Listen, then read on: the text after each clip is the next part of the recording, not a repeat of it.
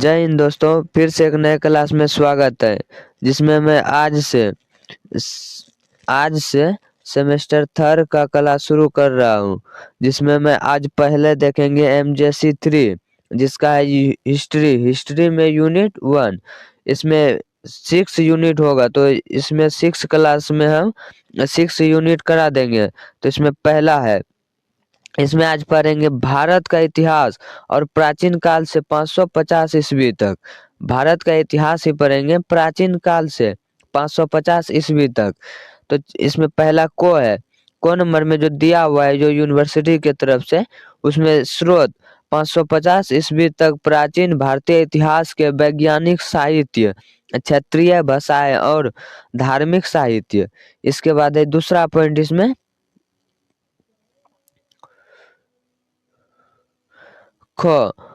प्रागैतिहासिक भारत का सर्वेक्षण, पुरापाषाण, मध्यपाषाण, नवपाषाण और तमाम पाषाण संस्कृतियां। इसके बाद ग में है सिंधु सरस्वती सभ्यता, सिंधु सरस्वती सभ्यता और वैदिक सभ्यता के संबंधों पर विवाद। इसके बाद इसमें है ग पॉइंट, सिंधु सरस्वती सभ्यता की महत्वपूर्ण विशेषताएं, इसकी नियंत्रणता, पतन और सरस्वती सभ्यता का अस्तित्व। तो चलिए शुरू करते हैं क्लास को। इसमें पहला है स्रोत 550 ईस्वी तक प्राचीन भारतीय इतिहास के वैज्ञानिक साहित्य एवं क्षेत्रीय भाषाएं और धार्मिक साहित्य। तो प्राचीन भारतीय इतिहास के साहित्यकारिक स्रोतों के मुख्य 3 श्रेणियों में विभाजित किया जा सकता है। पहला है धार्मिक साहित्य, दूसरा है वैज्ञानिक साहित्य। पहला है धार्मिक साहित्य, दूसरा क्या है वैज्ञानिक साहित्य, और तीसरा है क्षेत्रीय भाषाएं। क्षेत्रीय भाषाएं तीसरा है। ये पहला हुआ, ये दूसरा हुआ, ये तीसरा हुआ। इसके बाद है 550 ईस्वी तक समय गुप्त काल के अंत का है। 550 ईस्वी तक का जो समय है वो गुप्त काल के अंत का समय है। तो जिसे भारतीय इतिहास का स्वर्ण युग भी कहा जाता है। इसे क्या कहा जाता है? तो स्वर्ण युग भी कहा जाता है। यहाँ इसका विस्तृत वर्णन नीचे दिया गया है, तो चलिए उसी को देखते हैं अब। पहला है धार्मिक साहित्य। धार्मिक साहित्य प्राचीन भारत के इतिहास को जानने का सबसे प्रमुख और प्राचीन साधन है। इसे भी 3 भागों में बांटा जा सकता है। जैसे पहला है ब्राह्मण हिंदू साहित्य। हिंदू साहित्य में वेद, ऋग्वेद प्राचीन, सबसे प्राचीन ये दोनों वेद है, और सामवेद, यजुर्वेद और अथर्ववेद।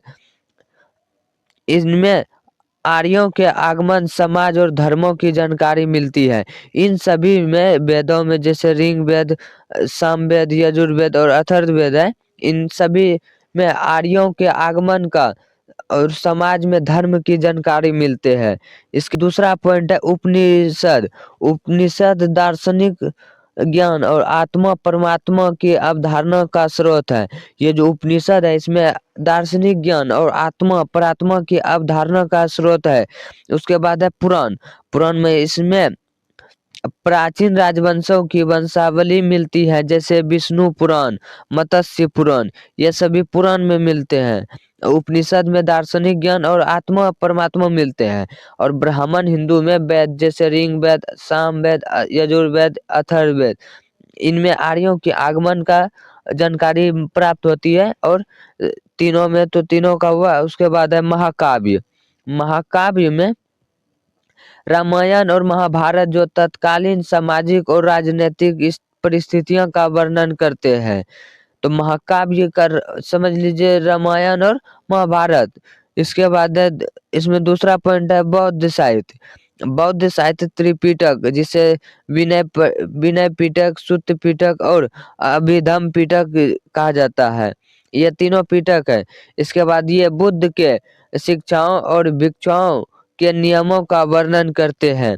ये तीनों जो पिटक है, विनय पिटक, सुत्त पिटक और अभिधम पिटक, ये बुद्ध के शिक्षाओं और भिक्षुओं के नियम का वर्णन करते हैं। इसके बाद है जातक कथा है। जातक कथा है बुद्ध के पूर्व जन्मों की कहानियां, जो 6वीं शताब्दी ईसा पूर्व के समाज को दर्शाती है। इसके बाद है जैन साहित्य, जो तीसरा पॉइंट है इसका। तो आगम जैसे जैन धर्म के मुख्य ग्रंथ, इनमें महावीर स्वामी की शिक्षाओं और जैन संघ के नियमों का उल्लेख है। उसके बाद है दूसरा पॉइंट, चलिए देखते हैं दूसरा पॉइंट। वैज्ञानिक साहित्य प्राचीन भारत विज्ञान, गणित और चिकित्सा के क्षेत्र में अत्यंत उन्नत है। 550 ईस्वी तक कई महत्वपूर्ण वैज्ञानिक ग्रंथों की रचना हुई। जैसे इसमें पॉइंट वाइज है, विषय, प्रमुख ग्रंथ और लेखक। इसके प्रमुख ग्रंथ के लेखक कौन है और विषय के प्रमुख ग्रंथ, उसके बाद लेखक के महत्व, इसमें जो भी लिखा गया है उसका महत्व देखेंगे। तो चलिए पहला है विषय, गणित और खगोल विज्ञान। गणित और खगोल विज्ञान का प्रमुख ग्रंथ क्या है? तो आर्यभट्ट है। इसका लेखक कौन है? तो आर्यभट्ट।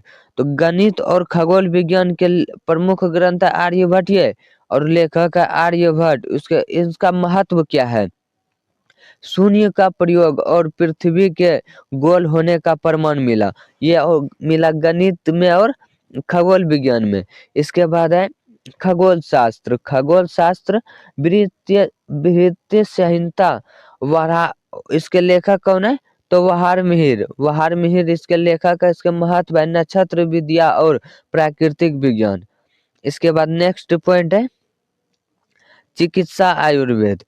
विषय है चिकित्सा आयुर्वेद। इसका ग्रंथ प्रमुख ग्रंथ है इसका क्या है? तो चरक संहिता। इसका प्रमुख लेखक है चरक। इसका महत्व है औषधियों और रोगों के उपचार का विस्तृत ज्ञान। ये होता है चिकित्सा में। चिकित्सा का महत्व होता है औषधियों और रोगों के उपचार का विस्तृत ज्ञान। इसके बाद है शल्य चिकित्सा के प्रमुख ग्रंथ है सुश्रुत संहिता। इसका लेखक कौन है? सुश्रुत। इसका महत्व प्राचीन भारत में सर्जरी शल्य क्रिया के प्रमाण। इसके बाद है व्याकरण का प्रमुख ग्रंथ है अष्टाध्यायी के लेखक कौन है? तो पाणिनि संस्कृत व्याकरण का सबसे प्रमाणिक ग्रंथ। तो चलिए नेक्स्ट देखते हैं ख नंबर देखते हैं। प्रागैतिहासिक भारत का सर्वेक्षण पूर्व-पाषाण, मध्य-पाषाण और नव-पाषाण और ताम्रपाषाण संस्कृति। यह मानव विकास के उस चरण का अध्ययन है जब लेखन कला का विकास नहीं हुआ था। जैसे पुरापाषाण शिकार और खाद्य संग्रह का युग, पत्थर के बड़े औजार है।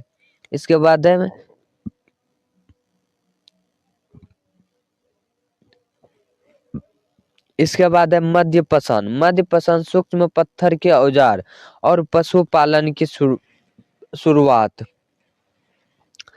मध्यपाषाण के काल में ही पशुपालन की शुरुआत हुई थी। इसके बाद है नवपाषाण कृषि की शुरुआत। नवपाषाण में क्या हुए? तो पहले कृषि की शुरुआत हुई। उसके बाद पहिए का आविष्कार हुआ और अस्थायी निवासी होना शुरू हो गया।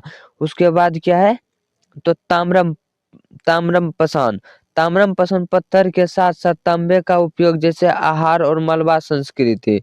इसके बाद है ग नंबर में है सिंधु सरस्वती सभ्यता और बौद्धिक सभ्यताओं के संबंधों पर विवाद। इस भाग में सिंधु सरस्वती सभ्यता की खोज और उसके भौगोलिक विस्तार का अध्ययन किया जाता है।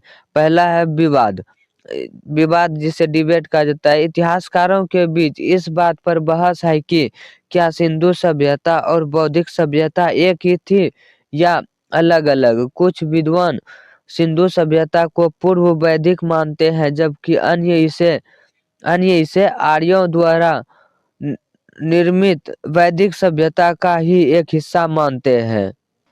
आई होप आप सभी को क्लास अच्छा लगा होगा। अगर अच्छा लगा है तो आप लोग कमेंट जरूर कीजिएगा। इसका हम नेक्स्ट क्लास में आप लोगों को ऑब्जेक्टिव करा देंगे जो कि 30+ होगा। तो चलिए तब तक के लिए जय हिंद, मिलते हैं अगले क्लास में।